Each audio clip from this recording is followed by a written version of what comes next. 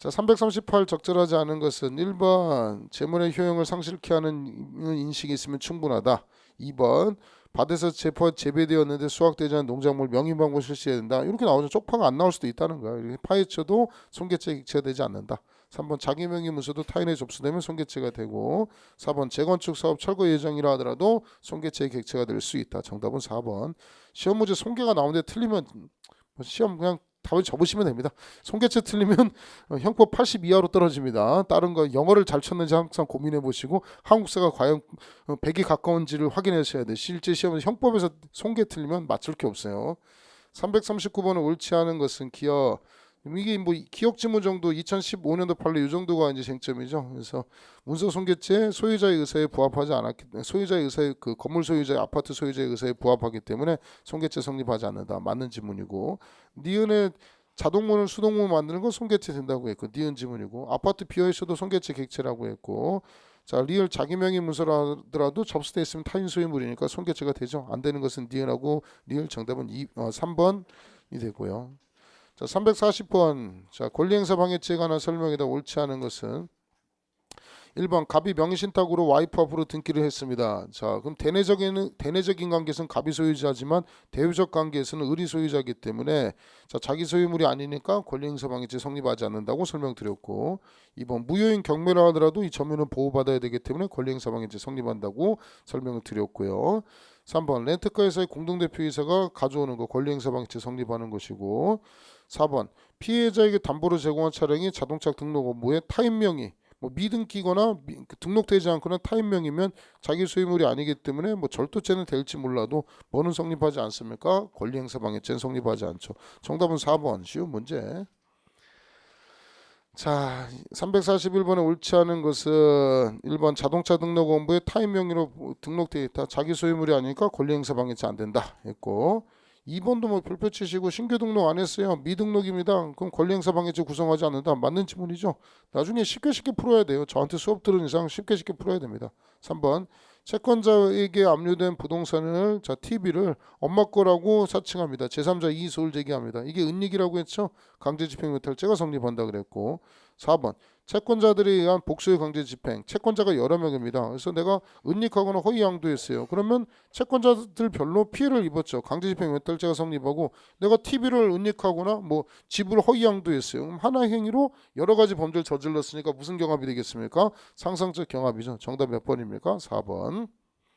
자, 그 다음에 보시면 342번 옳지 않은 것은 렌트카 대표의 공동대표이사가 넘겨받은 것을 점유했다. 권리행사 방해죄 성립한다는 판례고 2번 회사의 전직 대표이사가 대표해서 회사가 타인에게 제공한 회사 소유 물건을 타인 매도한 경우 자기 소유물이 아니니까 권리행사 방해죄는 성립하지 않는다라는 것이고 뭐 절도죄는 될 수 있지만 뭐 일단 물어보지 않은 거니까 공장 근저당권이 설정된 선반 기계를 이중 담보로 제공하기 위해서 자, 그러니까 공장을 운영하는데 공장에 무슨 프레스 기계 같은 게 있잖아요. 그러니까 이 기계를 바탕으로 담보 대출도 은행에서 해주는 거예요. 그러니까 이걸 공장 근저당이라고 하는데, 자, 그럼 은행은 돈 빌려준 거지, 그지? 이거를 다른 사람한테 옮겨버렸다면 자기 소유물이고 누가 지금 침해를 당하는 거야? 은행이 저당권 설정자가 침해를 당하는 거 아니야? 이게 바로 권리행사 방해죄가 성립한다는 판례고.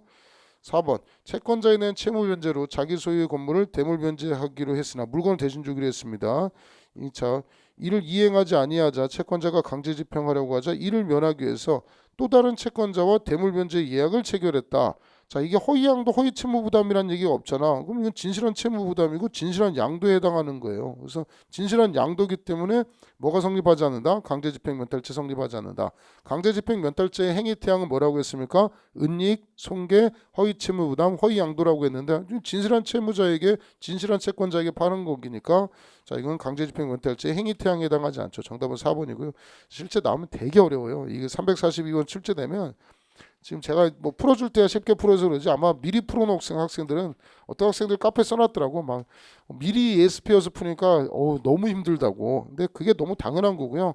재산채는 여러분이 한번 먼저 스킵한 거고 내가 풀어주는 거를 내 머리를 제가 빌려드리는 거예요. 빌려준 거를 여러분이 다시 풀면서 점수가 올라가는 거지 먼저 풀면 점수 안 나와요. 그러니까 원래 제가 스타일이 강의 설명하고 문제 푸는 시간 주고 문제 풀어줘. 이러면 금방금방 점수가 올라가는데 그렇게 되면 수업 중간에 뭐를 줘야 되냐면 문제 푸는 시간을 주게 되면 제가 시간 내에 소화를 못 해가지고 저번에 작년 11월 12월에 한 기출 강의는 수업 시간에 다 했어요. 푸는 시간 충분히 주고 했는데 그때는 대신 강의 설명 안 했기 때문에 좀 시간을 세이브할 수 있었죠. 근데 이렇게 되면 장단점은 있는데 미리 풀어오면 굉장히 스트레스 받는 거 제가 알아요. 안 풀리거든. 340이면 맞출 수가 없거든. 이게 수업 안 되고 풀면 틀리고 또 더 황당한 거는 틀린 건 이해할 수 있어. 해설을 봤는데 해설이 뭔 얘기인지 몰라. 승질 나거든. 분명히 자기 배웠는데 강의도 들어가고 들었는데 모르겠어. 이거는 누구나 다 그런 거예요. 결국은 강사의 강의를 듣고 이게 쟁점이구나 반복하는 거야. 그래서 들어보면 알거든. 이게 허위양도가 아니고 허위채무 부담이 아니구나. 그러니까 강진면에 해당하지 않는다라고 들으면 아는 거예요. 그러니까 들으면 알면 되는 거예요. 들으면 알면 되는 거예요. 그거를 반복해서 내 거로 만드는 거고 저도 그랬어요. 저도 재산세 때 저도 몰랐어요. 뭐 저라고 처음부터 머리 좋다고 알겠어요? 몰라요. 모르는 게 당연하고 그 제 실력이 이제 강사의 실력이 자기 거로 전이 되는 거예요. 그래서 이제 풀다 보면 알게 되고 이게 허위채무 부담이 아니어서 강제면이 안 되고 이렇게 알면 되는 거예요. 그러니까 이게 강의 스타일 자체가 핵형법을 많이 설명하고 가다 보니까 여러분이 미리 풀어오라고 해가지고 힘든 것 뿐이지 대신 여러분도 장단점이죠. 풀 때 짜증은 더럽게 나죠.